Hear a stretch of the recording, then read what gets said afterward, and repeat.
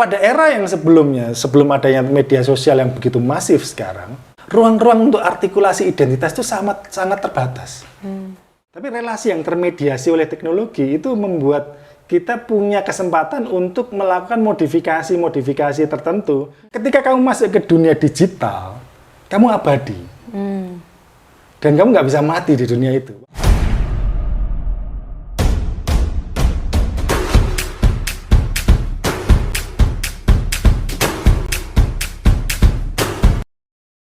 Sesuai dengan tema kita tentang krisis identitas, Pak. Tadi Pak Nino menyebut tentang generasi sekarang yang katakanlah kebingung juga gitu untuk fit in di mana gitu. Ini menarik untuk membahas fenomena tentang alter, akun-akun alter. Atau mungkin ada di Instagram tuh second account, bahkan third account dan seterusnya gitu. Di mana anak-anak muda ini berusaha untuk fit in dengan identitas dia, tapi dia tidak katakanlah menemukan yang cocok gitu. Atau kemungkinan dia ingin membentuk sebuah identitas baru, tapi dia terlalu takut, atau mungkin dia merasa wah ini kontradiktif banget dengan saya di real life gitu.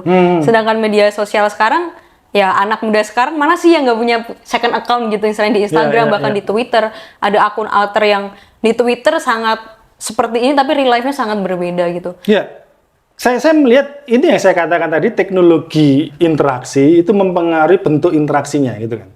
Jadi isi interaksi itu dipengaruhi sedikit banyak oleh teknologi untuk berinteraksinya, dan itu yang saya tangkap. Jadi anak muda atau usia remaja itu cenderung untuk mencari dia fit in-nya di mana, kamu bilang kayak gitu. Ini kan kalau kita sebut itu ini masa di mana pencarian jati diri atau pencarian identitas. Makanya yang ingin saya sampaikan adalah banyak orang mengatakan identitas itu adalah sesuatu yang membedakan, sesuatu yang menjadi ciri khas, sesuatu yang membedakan dia dengan yang lain. Tapi kalau kita lihat dari asal katanya, identitas itu kan identik, identical. Jadi seseorang itu sebenarnya ingin mengidentifikasi dirinya pada kelompok yang mana, dan itu terjadi oleh individu di usia remaja itu gitu kan.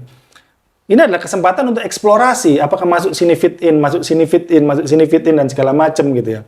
Nah, kalau zaman dulu, sebelum ada teknologi media sosial, ruang-ruang untuk mencari itu amat terbatas. Kita belum terhubung seperti semudah sekarang gitu ya. Kalau dulu ya karena tinggal di Malang gini ya taunya cuma di Malang doang. Kemudian kalau mau perusahaan ya paling perusahaan ini. Paling kalau ada perusahaan di luar Malang itu paling ya yang gede, yang sudah diketahui, atau mungkin dia punya keluarga, yang jaringan keluarga yang masuk ke sana. Nah, sekarang kan media sosial membuka itu. Ruang-ruang lapangan pekerjaan itu sekarang ada LinkedIn, tadi kamu sempat ngomong gitu ya. Kita situ itu kan bursa yang luar biasa. Dan itu kemudian membuka peluang kita untuk mengidentifikasi diri, mau masuk pada yang mana. Jadi trial and error gitu. Dan ini trial and error pilihannya semakin banyak. Apakah ini memudahkan? Iya, pada satu sisi memudahkan karena pilihannya semakin banyak. Tapi pada sisi lain memusingkan karena pilihannya semakin banyak. Semakin banyak pilihan itu kan artinya kita perlu meluangkan lebih banyak waktu untuk menentukan mana yang saya pilih gitu kan. Kalau pilihannya sedikit kan gampang. Ya paling kalau nggak di situ ya di situ, selesai, that's it gitu kan. Selesai. Kalau saya nggak keterima di situ ya saya keterima di situ.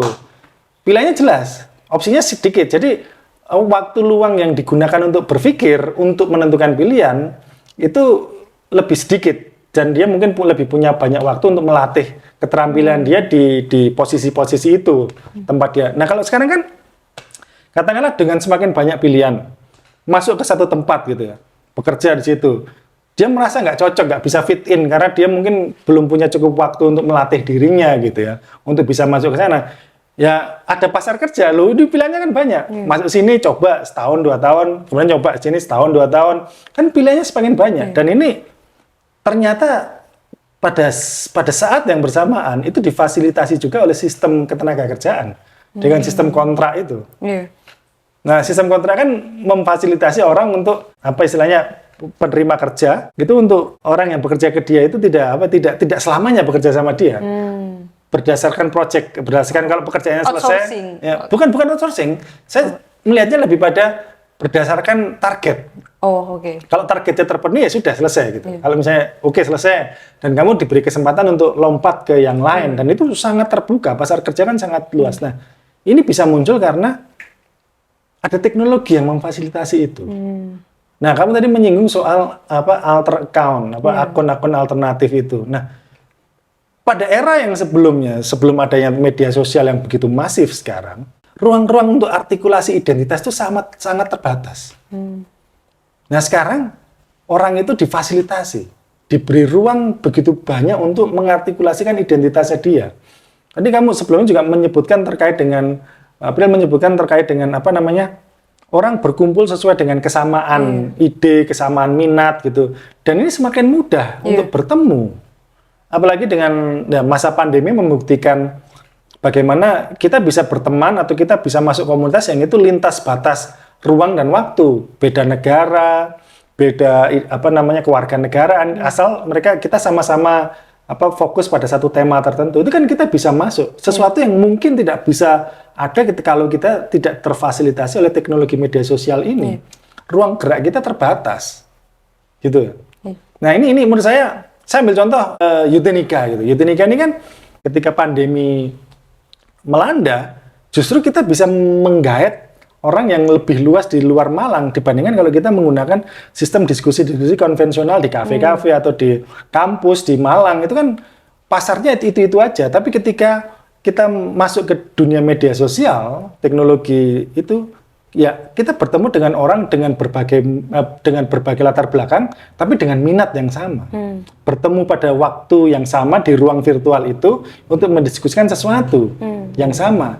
Ini difasilitasi betul saat ini. Nah, persoalannya adalah, kalau menurut saya, apakah kemudian ini digunakan untuk meneguhkan identitas atau semacam coba-coba gitu loh? Iya. Karena kalau misalkan tadi tentang alter atau mungkin katakanlah mereka mencoba membentuk identitas mereka dengan join kelompok-kelompok tertentu gitu yang saya amati di media sosial, balik lagi ke FOMO tadi gitu. Ada beberapa akun-akun atau katakanlah seseorang itu ketika mereka join itu mereka melihat banyak, oh ternyata kalau misalkan katakanlah kita membahas tentang K-pop gitu yang mungkin sekarang yang lagi rame, kalau fandom ini itu orangnya seperti ini ada semacam mungkin bisa saya katakan semacam standar gitu ya. Kalau kamu mau jadi kelompok ini tuh yang seperti ini loh karakternya bla bla dan seterusnya. Tapi di satu sisi itu menurut saya juga justru membuat seseorang itu semakin merasa bingung gitu. Wah ternyata saya nggak cocok di sini, kemudian kalau mau ke sebelah kok kayaknya juga nggak cocok gitu. Nah di satu sisi apakah kesibukannya di media sosial menghabiskan di dunia maya itu pada akhirnya juga akan membuat diri dia itu lupa dengan dirinya di dunia nyatanya gitu, di real life-nya gitu. Atau sebenarnya ini cuma ya beda media saja gitu. Nah, saya melihat ini ada sesuatu yang berbeda memang. Kehidupan di dunia virtual, di dunia maya ini memang menawarkan sebuah relasi yang berbeda dibandingkan kalau kita berrelasi di dunia real, seperti saya ketemu kamu saat ini kan real, kita ketemu physically gitu. Tapi relasi yang termediasi oleh teknologi itu membuat kita punya kesempatan untuk melakukan modifikasi tertentu dalam hal penampakan diri kita kepada orang lain. Karena kita termediasi. Katakanlah pengguna Facebook sama pengguna Twitter sama pengguna Instagram atau TikTok sekarang yang lagi rame itu kan punya karakter yang berbeda-beda. Karena apa? Teknologi yang memfasilitasi interaksi ini itu berbeda. Nah, kalau ngomongin second life, itu istilah di antropologi itu namanya the second life. Jadi kehidupan lain gitu, kehidupan dua. Karena ketika kamu register di sebuah media sosial, kamu mendaftar di akun media sosial, kan kamu punya kehidupan yang berbeda gitu. Dan kamu bisa menampilkan hal-hal yang bisa jadi berbeda dengan apa yang kamu temui di dunia nyata gitu. Kalau kamu dekat dengan orang gitu, dan kamu juga berteman dia di media sosialnya dia, kamu kan bisa mengamati, ini beda ini. Nah ini kan sebenarnya sebuah, bukan perluasan ya, saya melihatnya lebih pada, ini sebuah advancement. Advancement itu apa ya? Kalau kita ngomongin Goffman gitu ya, self-presentation in everyday life, itu kan bagaimana seseorang itu berusaha menampilkan dirinya ke orang lain, melakukan manajemen impresinya, dan ini difasilitasi betul dengan media sosial. Dan dengan adanya gadget, handphone yang semakin murah sekarang ini dan dengan teknologi yang semakin canggih gitu ya, Ini kan difasilitasi foto orang yang ya seperti biasa gitu, tapi kalau dengan fasilitas semacam itu kemudian bisa dimodifikasi semakin. Ini manajemen impresi kalau yang dibayangkan oleh katakanlah Erving Goffman gitu ya. Ini kan dia ngomongin dunia teater gitu, dunia teater tapi lagi-lagi masih ketemu dengan physically gitu ya, dengan audiens. Nah sekarang kan pertemuan itu termediasi. Nah media yang memediasi ini kan seperti katakanlah Instagram gitu. Itu kan foto-fotonya kamu nggak bisa beda sama Facebook gitu ya. Kalau Facebook kan kamu bisa fiturnya responnya kan bisa banyak gitu ya. Bisa jempol, bisa wow dan segala macam. Tapi kalau Instagram kan cuma love aja gitu, like aja gitu kan, dan nggak ada fitur yang lain. Ini kan mempengaruhi juga polanya. Jadi kadang-kadang yang ditampilkan di depan sama di belakang layar itu berbeda gitu. Karena orang mungkin ya kita ketemuan aja di dunia virtual itu gitu. Nggak perlu kita ketemu di dunia nyata. Bahkan mungkin ada orang-orang yang menghindari untuk ketemu di dunia nyata. Bias kamu kenalan aja di dunia virtual aja gitu. Dan bahkan memunculkan akun-akun yang mungkin anonim gitu. Dan kemudian tidak dikenal dan segala macam. Bahkan kamu bisa membuat namamu sendiri sesuai dengan kesukaanmu. Kamu pengen disebut apa, kan bebas kamu. Kalau di dunia nyata kan ya namamu semacam ini, KTP-mu kayak gini, akte kelahiranmu mungkin nggak bisa dirubah. Tapi di dunia nyata kamu bisa bikin nama-nama yang berbeda itu. Dan ini difasilitasi betul oleh media sosial. Nah, ya itu sih yang aku tangkap. Second life. Jadi ada kehidupan lain. Makanya kita nikah kapan, kita punya anak kapan, kita pacaran kapan, gitu kan ada gitu ya. Tapi kematian kan nggak ada gitu. Jadi ketika kamu masuk ke dunia digital, kamu abadi. Dan kamu nggak bisa mati di dunia itu. Walaupun kamu sudah mati, atau seseorang itu sudah mati, akunnya kan tetap hidup. Jadi digital itu ya itu tadi mengabadikan itu semua. Tadi menarik ketika disinggung tentang second life, kemudian bagaimana manajemen impresi itu dibentuk di media sosial atau dunia katakanlah virtual gitu. Beberapa orang mengatakan bahwa ya yang di internet itu fake gitu. Itu fake, itu cuma manajemen impresi saja. Tapi kalau misalkan kita membahas tentang bagaimana mereka merepresentasikan identitas dirinya, menurut saya mungkin untuk beberapa kelompok, sebut saja misalkan untuk kelompok LGBTQ, justru dunia virtual itu adalah mereka yang sesungguhnya gitu. Karena identitas diri yang mereka bawa di katakanlah yang nyata di real life ini, kalau kita ngomong konteks Indonesia itu masih sangat pro kontra diperdebatkan, sehingga mungkin mereka bisa lebih menampilkan dirinya yang asli itu di dunia virtual seperti itu. Tapi menurut Pak Nino, apakah itu bisa disebut bahwa sebenarnya ya di dunia virtual itu justru orang-orang itu bukan menunjukkan citranya, tapi menunjukkan identitasnya. Bisa jadi dia justru membangun impresinya itu justru di dunia nyata gitu. Dia akan menjadi dirinya sendiri ketika di real life-nya gitu. Di dunia virtualnya, atau seperti apa? Ya itu. saya jadi teringat satu film gitu ya, The Matrix. Trilogi sama yang terakhir gitu kan. Jadi ada yang terakhir kan sebenarnya itu berangkat dari suatu pertanyaan psikologis gitu ya, atau seorang fenomenologis gitu ya. Apakah kita itu kupu-kupu yang bermimpi jadi manusia, atau manusia yang bermimpi jadi kupu-kupu gitu. Jadi kamu mimpi jadi kupu-kupu, atau kamu sedang kupu-kupu yang sedang bermimpi menjadi manusia. Ini kan itu pertanyaan yang sifatnya psikologis gitu, tentang eksistensi. Nah, pada waktu itu, pada ketika teori eksistensi tentang mimpi itu dimunculkan, dunia maya ini belum ada. Gitu kan. Tapi imajinasi tentang dunia virtual itu, dunia yang kita mimpikan itu sudah ada. Nah, sekarang kita hidup dalam dunia itu. Jadi ada dunia di mana kita memimpikan kita mau jadi apa.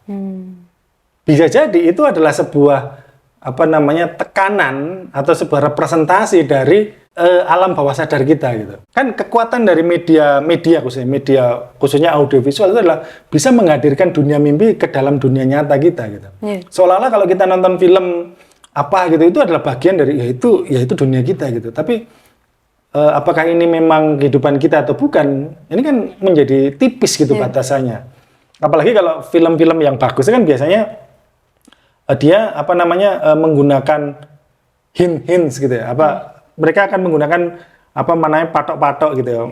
tempat yang di dunia nyata atau momentum-momentum sejarah di dunia nyata yang seolah-olah ini seperti kehidupan nyata beneran. Nah, apakah semua orang itu siap menghadapi bahwa dunia itu punya begitu banyak realitas?